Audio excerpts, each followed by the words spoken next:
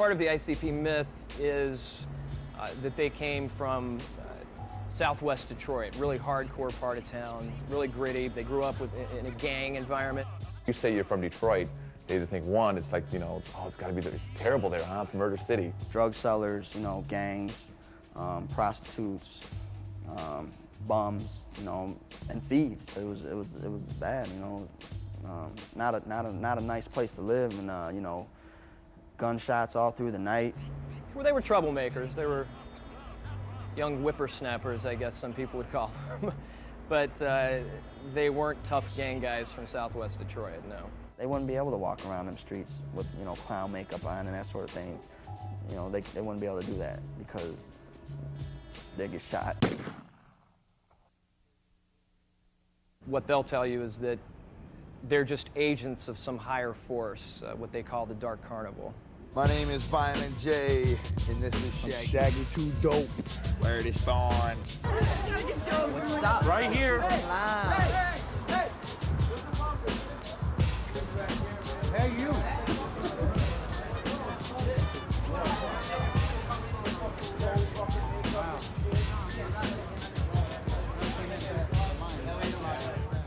There's no place I'd rather play than Detroit City, because they have been down with the clown since 1992 when we came out. And I'm down with Detroit, and this is the official clown town. Stop. Right here. Hey, you.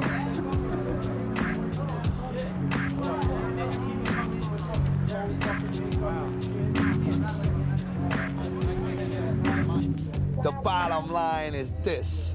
They can't stop Insane Clown Posse. All they did was throw gas on the fire by trying to silence us. It doesn't matter if we're with Island. It doesn't matter if we're with Hollywood. It doesn't matter if we're with Booty Butt Records. There's no stopping Insane Clown Posse, and there's no stopping the Dark Carnival, and that's the bottom line. Nobody can ever stop this. On our mouth, but instead they put a megaphone up to it.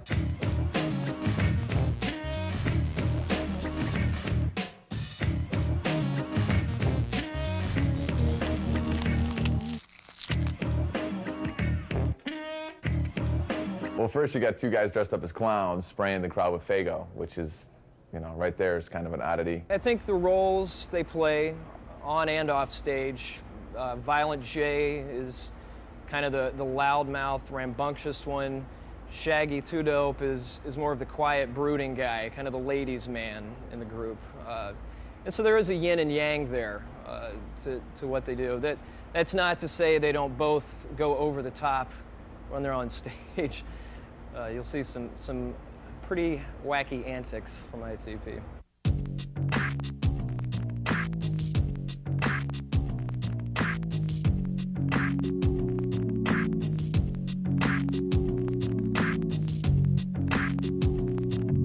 There's no stopping ICP. There's no stopping the Dark Carnival. I got 3,000 juggalos out there making sure that anybody wants to try to stop me, say it to my face. You can't stop Insane Clown Posse. Not on your deathbed will that happen. Woo! Right, brother? That's what I'm saying.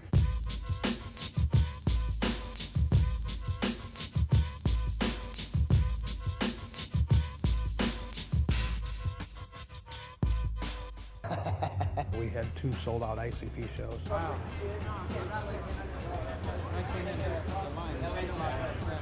The audience pretty much goes insane. They're good kids that come and see them. They're not rowdy kids. They don't fight, but you need a lot of security just to protect them from hurting themselves because they get a little too excited.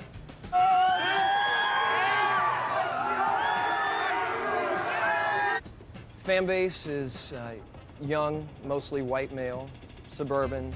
The same kids who follow professional wrestling, tractor pulls, and these kinds of things.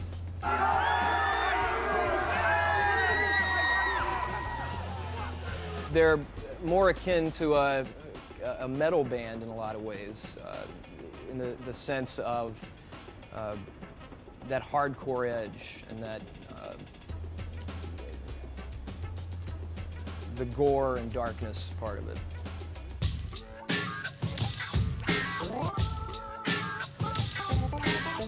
Think about it. You try to censor a band, America doesn't want it. They don't want to hear that. That's why we're blowing up. That's why we're selling out every venue we go to, because you can't censor anybody. It's not about ICP. We're just surfing the wave, that's all. You can't censor nobody. Disney can't even stop this giant. Not even the colossal giants they are. Mickey Mouse, Donald Duck. I grab Mickey and I grab Donald and I bang their heads together, wicked clown style.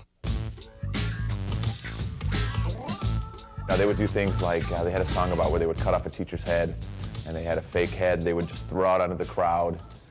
Because today's music is what we do. This is today. Watch TV. On sitcoms, for example. On sitcoms now, they say the word bitch every 5 minutes. They say asshole. Look at what's happening today. People are getting into more explicit stuff, you know? Describe their music? You can't, man. It's two clowns throwing Faygo. I mean, there's real no description. Faygo is actually, it's a soda with many different flavors. It's made here in Detroit. They just have a lot of different flavors.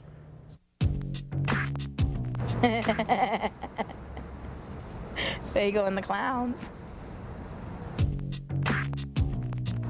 I wouldn't mind having some Faygo in my mouth and some clown sausage there too at the same time. That sucks, you know what I mean? Faygo's nice. And then afterwards jump in the shower and wash it off because it gets very sticky very quickly. I fucking love them. They're awesome. Everybody keeps saying awesome. Come on. Because their music is so good.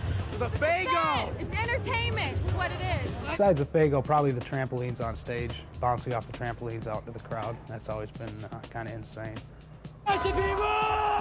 Yeah! You know, these guys would never admit it, but ICP really does come from a rich Detroit legacy of shock rock, going back to Alice Cooper, Iggy Pop. Kiss was huge in Detroit. So there's always been a tradition here of this kind of over-the-top showmanship, anything for shock value. And they really ride that on stage.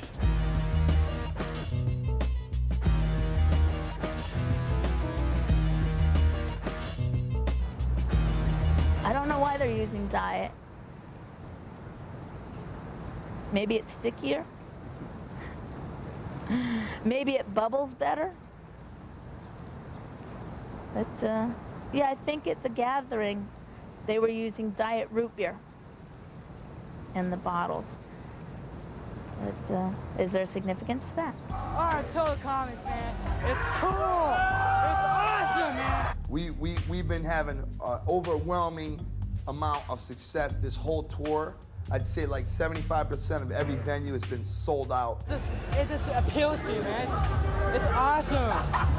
It's like, man, it's like total power. It's like total power. ICP, man, rules. Early 90s, I was running a club on the east side called the Ritz. They came to me saying what a great draw they were and I should book them. They're the best thing in Detroit. I heard that from every band at the time.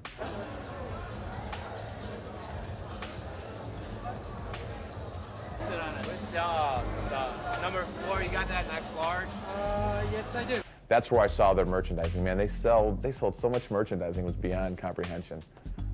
They have so many different hats, t-shirts, keychains, necklaces, and they were selling like mad. I held the stand-up over there. Oh, it was funny. We had it was in the edition during the in-store, and very hot commodity at the time. It was incredible, and it disappeared. fan craziness. Looked one day, it's there. Next day, it's gone. I think a fan had to have it, so got their autograph, and out they went. It was a lot of fun. Everybody had a good time. You know, unfortunately, their trailer had a little piece of talk about being obsessed. The little piece of their logo tore right off the trailer, but that's ICP. You know, their items the merchandise is a hot commodity. You know, so with that, craziness happens. Things disappear. It creates legs, and away she goes.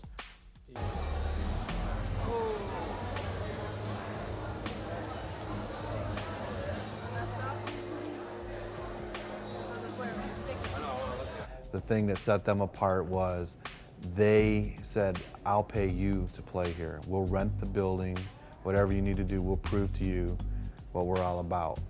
so obviously they put their money where their mouth is. Ended up doing a gig with them. They sold out. I was amazed, and I've been dealing with them ever since.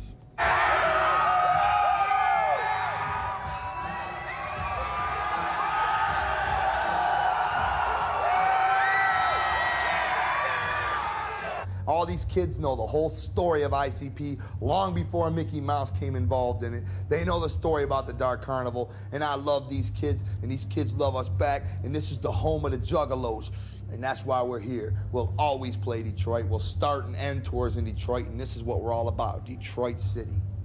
That's our whole backbone. Disney right now! Fuck Disney! I've been down with ICP since they first started, baby. I got that 4 years ago. ICP forever. I love ICP. They are the shit. I grew up by them. They're just the man. We live by their word. Him too, baby. They are just too cool. They're nice people. We've met them umpteen times. I'm getting more tattoos. ICP forever. Forever. You're just wicked. It's the shit. It's the shit. It's fucking awesome. Been down with them since day one. Live by their words every day. They know what they're talking about. Hell yeah! Hell yeah! They're good kids. They're not. It's not a violent crowd.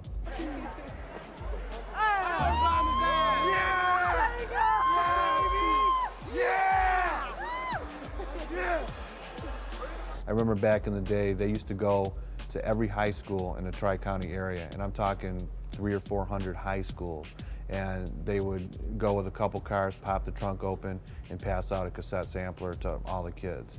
And you know, every day they would hit a couple new high schools, and that's how they built their audience.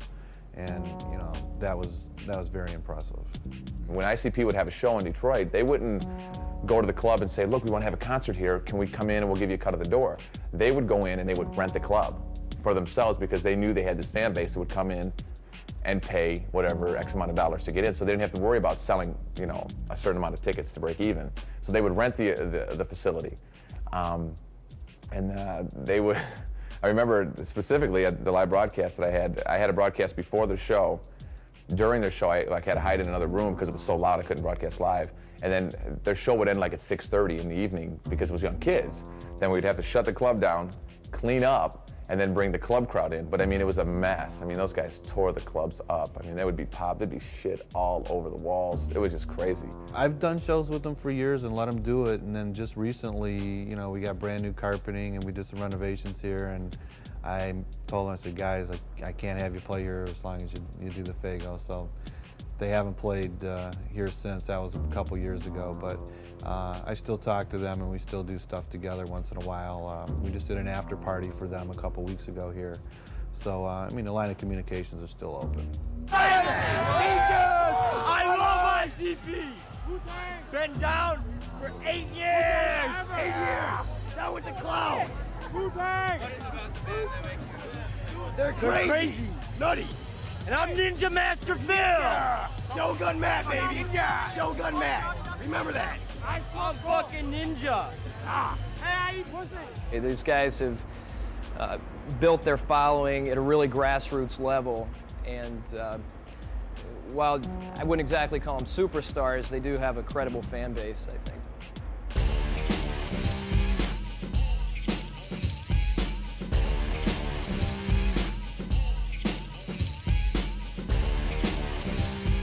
Detroit is the home of the insane clown posse. There's 3,000 juggalos out there that will testify to that. This is where we're from. This is where it started.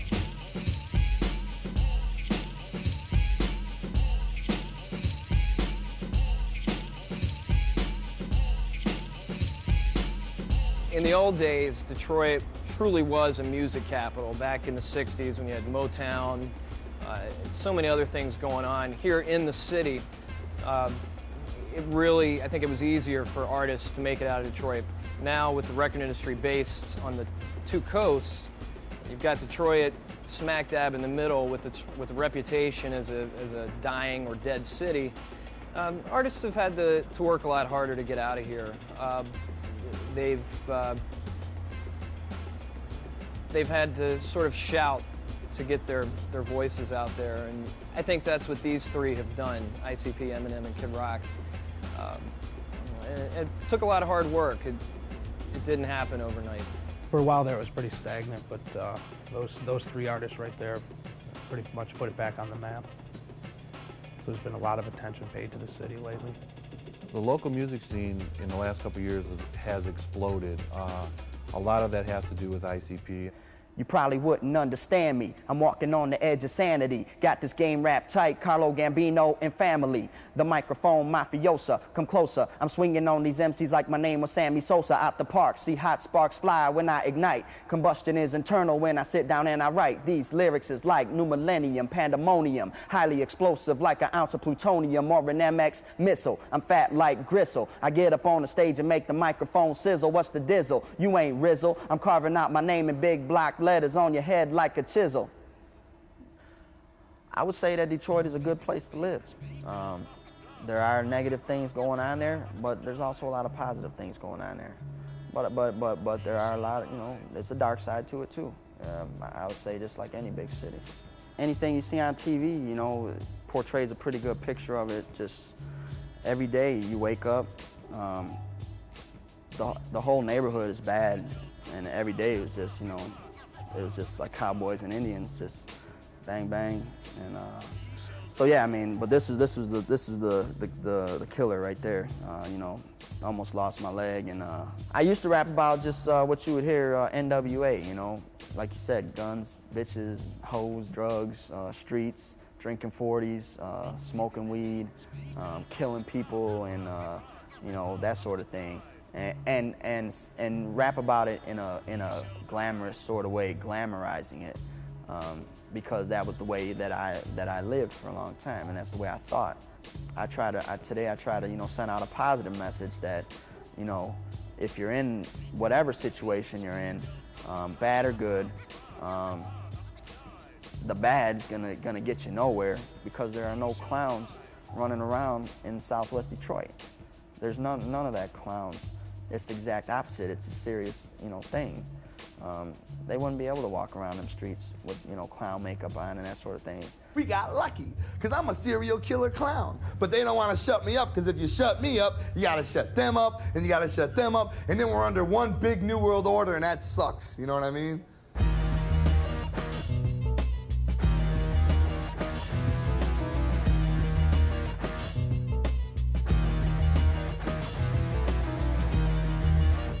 Violent J is very hard to work with. I'm not gonna lie. It's working with Violent J and Billy and Tom Dubb, and there's these three guys that just, you tell they grew up rough, like people maybe made fun of them or they didn't like society, so they treat you that way. I think deep down inside there's somebody good in all of them, but people like Joey, which is Shaggy, he's a great guy. I have no problems with him or most of the other crew, but it's tough. It's tough working for a band, especially like the Insane Clown Posse. It's really tough. In Detroit, you've got to make yourself stand out. Whether you love or hate the music, you do have to hand these guys a thumbs up for their marketing savvy, for their work ethic.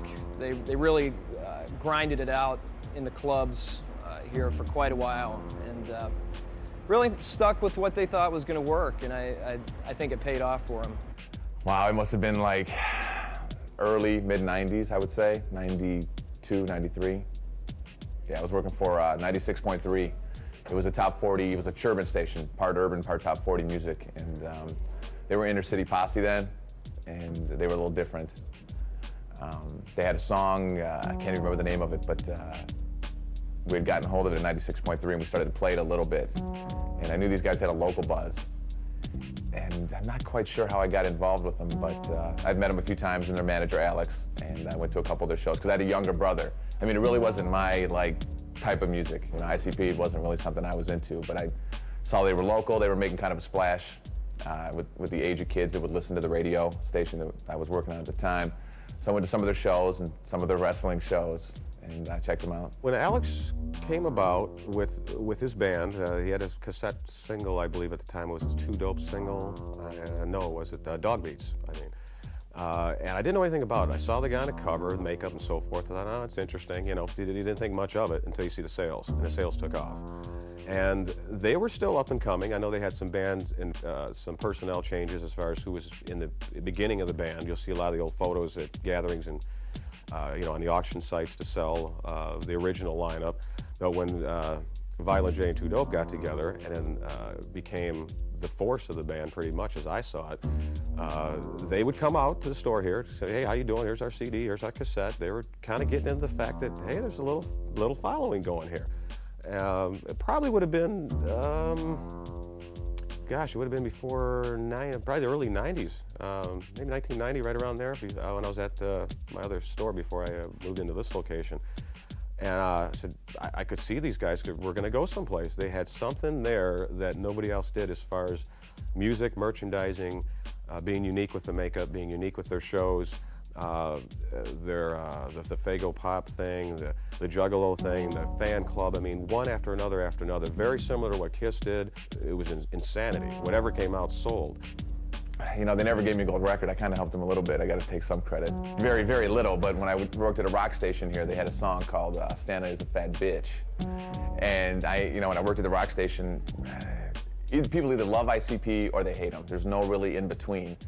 But I knew the value of their drawing power, being a local band as they were. So I went to my program director and said, you know, we should be playing this song, Santa's a Fat Bitch, just because of the fact we're a rock station that's on the edge. And these guys are local, you know, so we might stir something up. So we played it for quite a while. And they say they don't like, they will always tell you they don't want mainstream. They don't want MTV to play them. You don't hear us on the radio. You don't see us on nowhere. We do things our own way. You come into our world and you don't like it. Get the hell out. I don't go into the opera houses and tell you that they suck. I don't know anything about opera. That's why I leave them alone. You know what I mean? They come into our world, they'll tell you we suck. This music isn't for them. This music is for simply juggalos on the streets, 17, 18-year-old kids on the streets who've been busting their ass all week working. They want to go to a show. If you don't have a Mike Clark or, you know, Atlantic Records or Dr. Dre behind you, none of these guys would be where they're at today. Mike Clark, in my estimation, is the one saving grace of ICP's music. He's a very talented local producer who's, when you go back and listen to ICP's catalog, each subsequent record, there's a real evolution there in the sound. He's the guy who's really kept some lively dynamics in their sound. And I think when you put on an ICP album and listen on headphones, Mike Clark's work is what you want to listen to because there's a lot going on there. As with everything ICP, they'll tell you the makeup it came as a message from the Dark Carnival. This is their mission in life, is to get on stage dressed in makeup, rapping as clowns, and spraying Faygo soda all over everyone. It's hard to get much more of a straight answer than that from those guys.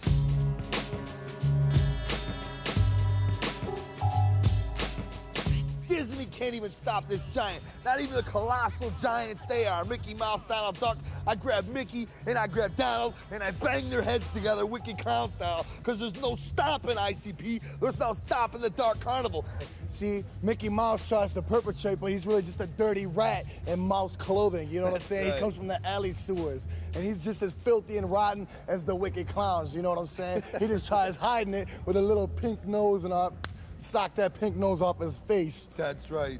I came to Detroit in 1995, so by that point, ICP had already evolved from inner city posse into Insane Clown Posse, and were well on their way to establishing a big regional fan base, touring the Midwest, making a name in the small clubs around here. Within a couple years, they had broken out nationally. Disney pulled their album off of store shelves. Island Records picked them up, and they've become something of a national force. Their latest album debuted at #2 here in the States. We first released the record like a regular band releases records, and then they go touring off it.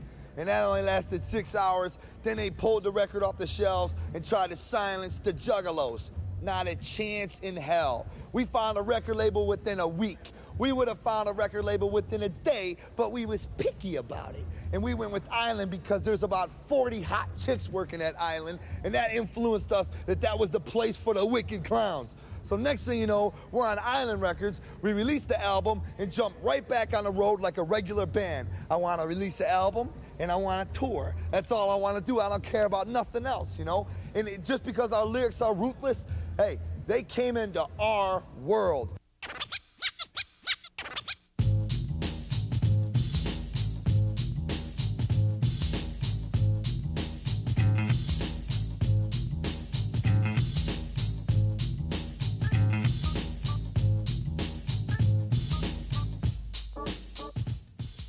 St. Clown Posse just brought a brand new real tour bus, and we gave away the old and St. Clown Posse Hard Times tour bus to our fans. We had a contest, and the fans that sent in the best photo of various things, and we judged them all. And these guys from Kalamazoo, Michigan won this old school camper that was painted black and stickered with all kinds of ICP decals and 102 liters of Faygo Cola. I'd probably say it's probably worth about $20,000 or $25,000.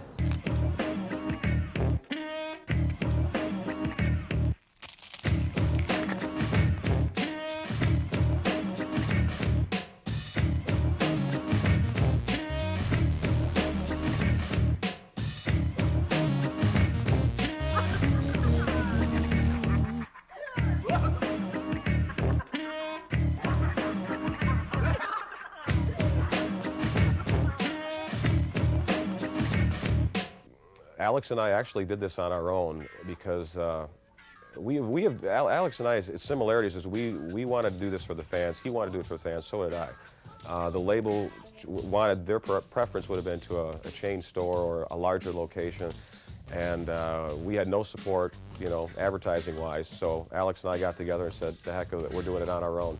And Alex says, "Well, we're going to bring the biggest, baddest in-store you've ever seen, and we're doing it the heck with everybody else." And that's what we did. They brought the House of Horrors setup. We set up over in the other room over here. They brought a huge crew out. We had tour buses. It was just exciting as can be, all on our own. And then Alex was loyal to me, saying, "Hey, this store, you know, independent as I am, one store, he's helped us from the get-go. We want to put the in-store here. You know, the heck with the chain stores, the heck with what the label wants to do." So we set it up. That was last year, and it was absolutely crazy. The excitement was out because, you know, of the CD still. I think the timing was perfect. The crowd gathered. I'll never forget. It was a day before. Let's see. Assuming, well, according to the flyer, I think it was a 5 o'clock time. I think I had people gathering about midnight the prior night. I was in the store working after hours, and I see this lineup of people that went down the side and across the front, and that was about 1 or 2 in the morning the previous day. By the time we got back opening 11 o'clock, it was wrapped around the building and down the block, and that just kept going and going and going. And I knew this was going to get real crazy. It took about 6.5 hours to get through the crowd. Everybody had a great time. The ICP and the management, you know, gave out Faygo Pop. If you wore makeup, you get your Faygo Pop, your stickers. Merchandising was always one of their pluses, which is good for promoting a band. They've always had something, sticker giveaways, something that you can only get through them that you can't get through anywhere else. Very smart way of doing things. And it was a lot of fun. It was insanity. There was Faygo Pop every which way. Everybody was dressed up. It was one good, you know, sometimes it gets a little crazy, but that's part of, you know, ICP.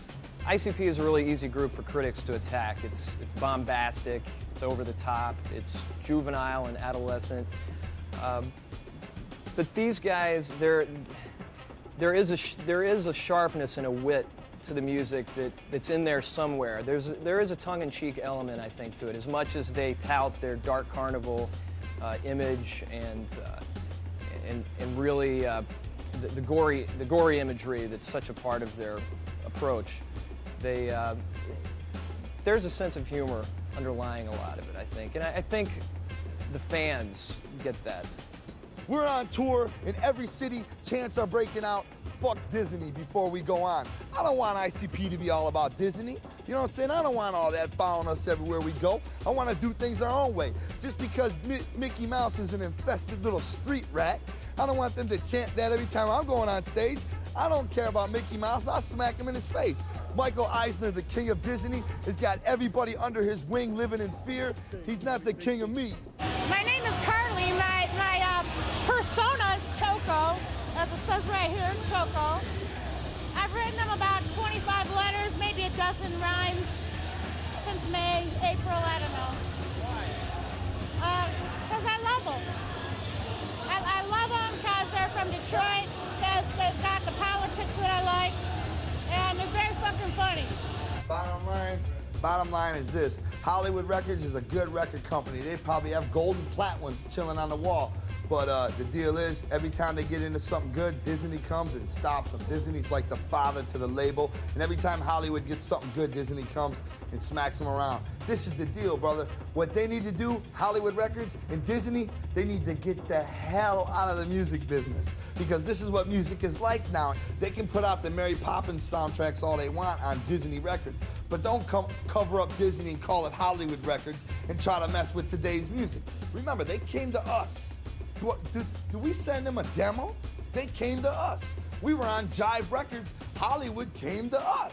They said, we want to sign you guys. We said, we're with Jive for 5 more albums. They said, we want the band. So they bought our contract off Jive. People don't even know that.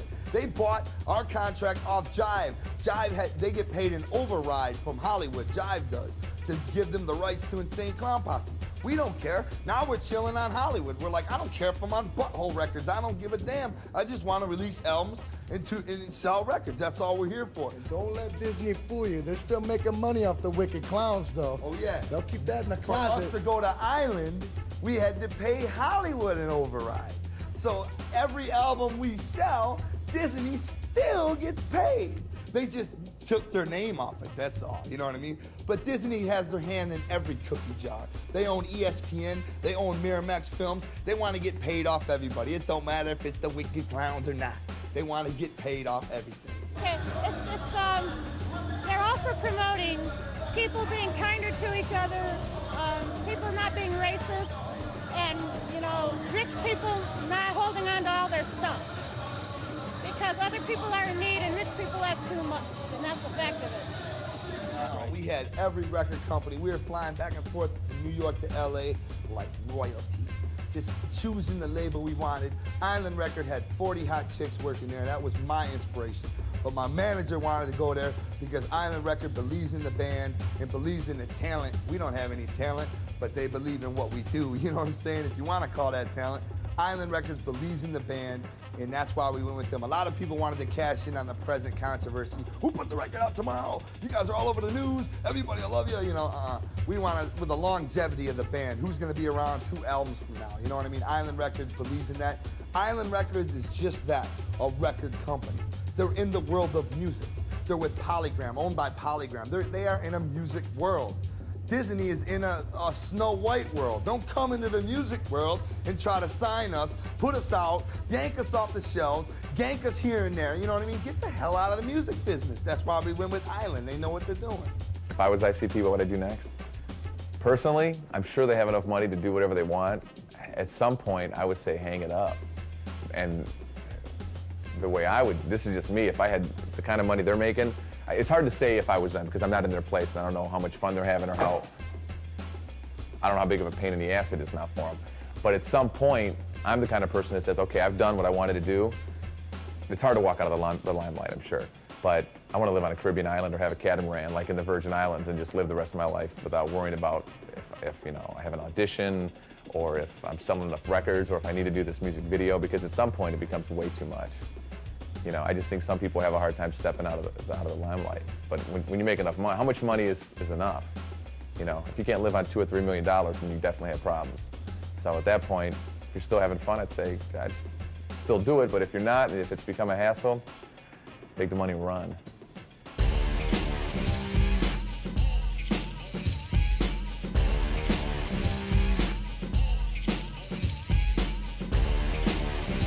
And rock and roll is always a step above what's happening elsewhere. When everybody went nuts when Elvis started shaking his pelvis, big deal. This is rock and roll. Rock and roll is always extreme. Rock and roll is always ruthless.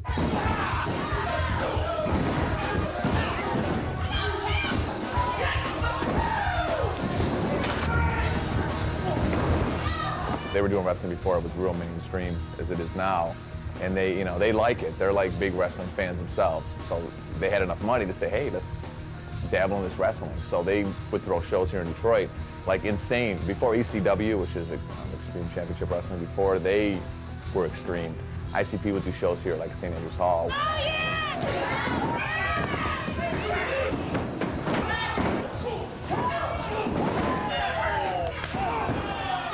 For the ICP fans, it's different than a typical wrestling fan. ICP fans want to see blood and hardcore, and they want to see lots of scars and black eyes and cuts and bruises. The typical wrestling fan, I think, wants to see naked girls, good acting. But I think the ICP wrestling fans wanted to see just literally us beating the shit out of each other. They want to see the violence. You know, that's what they're there to see. Their video, the wrestling video was hilarious. I never laughed so hard in my life when it came out. They said, we've got this new video. You've got to see this thing.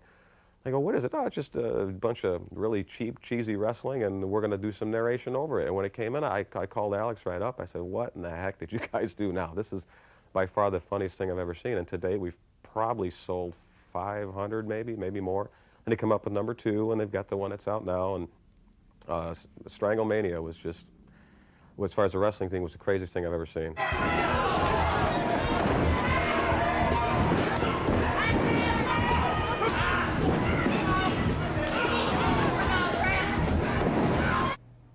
It was just something different, you know. People weren't used to seeing it. When JCW's first video came out, it went on Billboard at number 2, and people all around the wrestling world were just amazed, and a lot of people looked at JCW, and a lot of promotions started to use the same type of stuff that we've been using, like the staple gun, for example.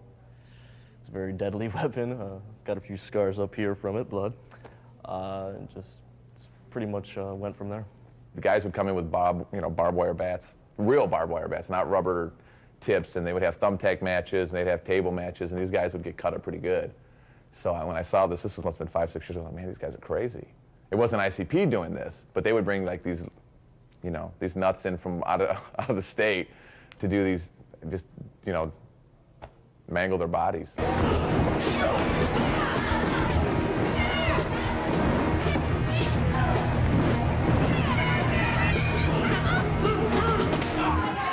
a referee all over the United States. Refereed for Juggalo Championship Wrestling. ICP came to me and they said, Brian Gorey, we want you to be the promoter for our JCW, because they wanted to start their own wrestling promotion, because they had been to the WWF, they'd been to WCW, they'd been to ECW. Right now they're back in WCW, but they've pretty much burned their bridges a lot in the wrestling business. But they decided, they wanted their own wrestling promotion for their own fans, so they came to me. The Big Flame is like, the best way to describe him is he's a homosexual, but he's from the ghetto. So being a ghetto homosexual would mean that he doesn't take no crap from nobody. The referees definitely get hurt in JCW, yes.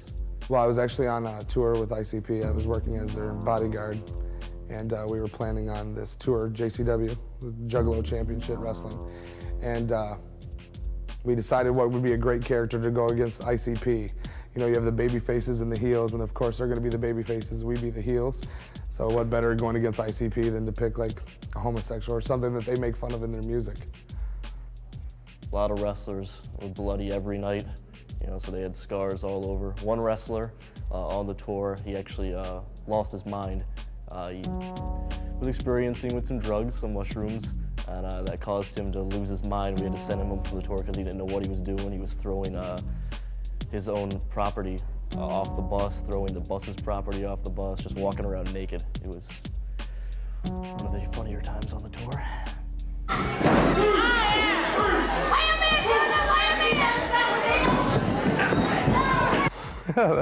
The highlights would have to be the women, even though I'm a homosexual. The women definitely were the highlight. Hanging out with girls, partying. I'd wrestle in front of crowds, 3,000, 4,000 people. I mean, when you're an independent wrestler and that's kind of like your first gig, your first break, I've done a TV show here in the United States and this and that, but I had never went on a full-scale tour where every state it was a big crowd and they chant and they hate you. It was great just being around the crowd. The whole thing was actually really good. 4,000 people in a building chanting faggot at you is a funny memory from the tour. Getting destroyed each and every single night by ICP, and just the crowd appreciates that kind of thing when you risk your life for them. Foreign objects used against us were the fans had thrown piss on us, batteries, rolled quarters. I got hit in the head with a transistor radio. We were definitely hated. I mean, I definitely miss all the guys.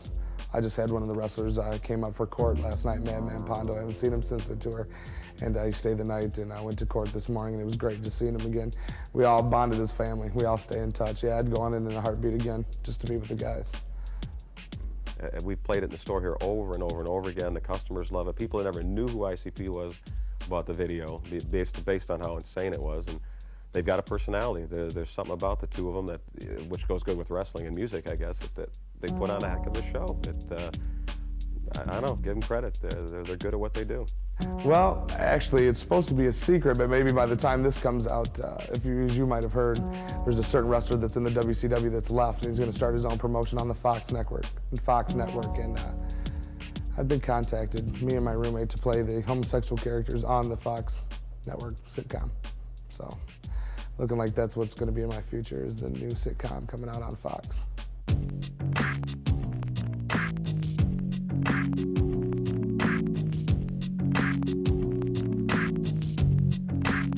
Insane Clown Posse to Disney is like a fungus.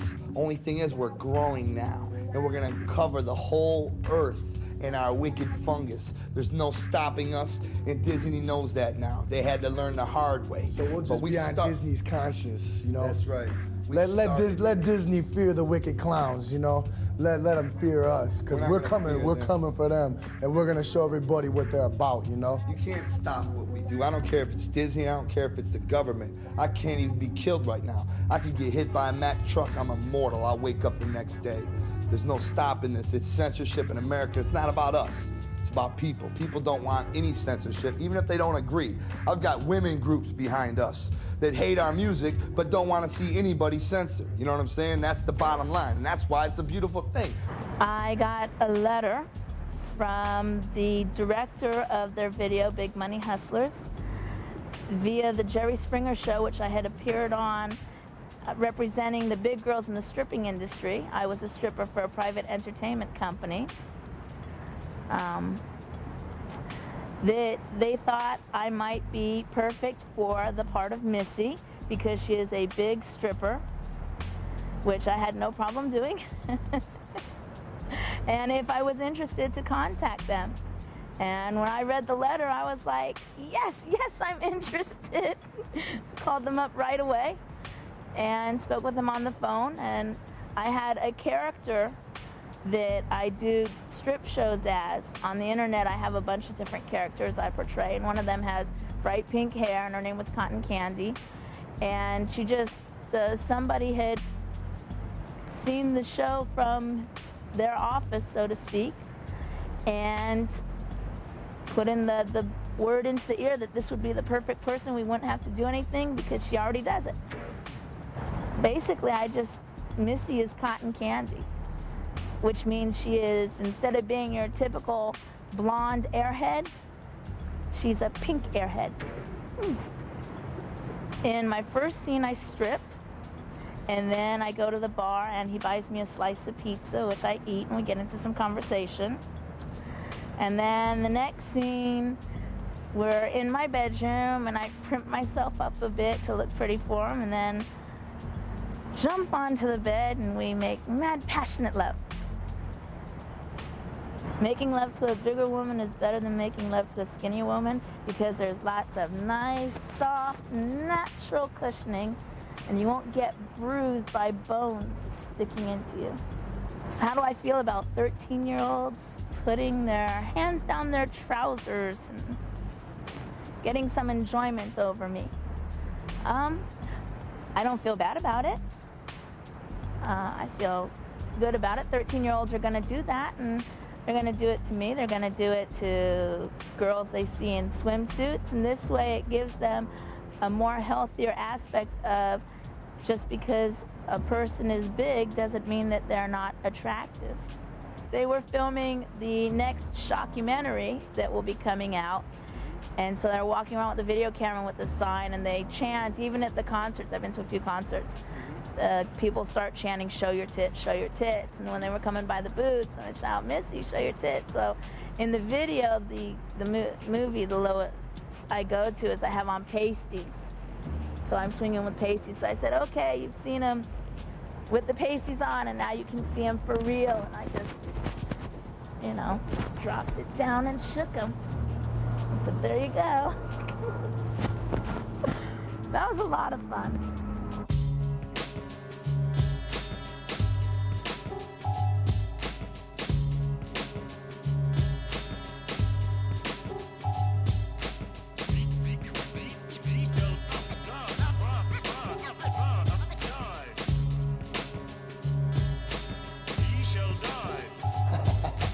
Well, from what I understand, they got a tour coming. I think they're doing something in December with Cottonmouth Kings, I believe. They just did the Juggalo Gathering, which is here in Novi, Michigan, and that apparently was crazy. 2 of my employees went to it and said it was just insane, as you said, as the name would go. They're always coming up with ideas, and it seems to amaze me. I'll call up there and say, what's the new merchandising, or what's the new thing that's going to hit, a new CD or something. And what they'll do is Alex will never get, and the band, of course, and the manager, they'll never get to a standstill. They'll always get to something, whether it's a CD, a video, any idea they can come up with to keep the band going, which is perfect. You never know. You never know what's going to come up. Nothing surprises me, from Fat Sweaty Betty to, when he came out with that one, I said, what in the heck is this thing, you know? And you know, it's a little, well, the fans will know what that's all about. If you spend enough time around ICP, tempers are going to fly, people are going to get mad, and some sort of soap opera is going to ensue.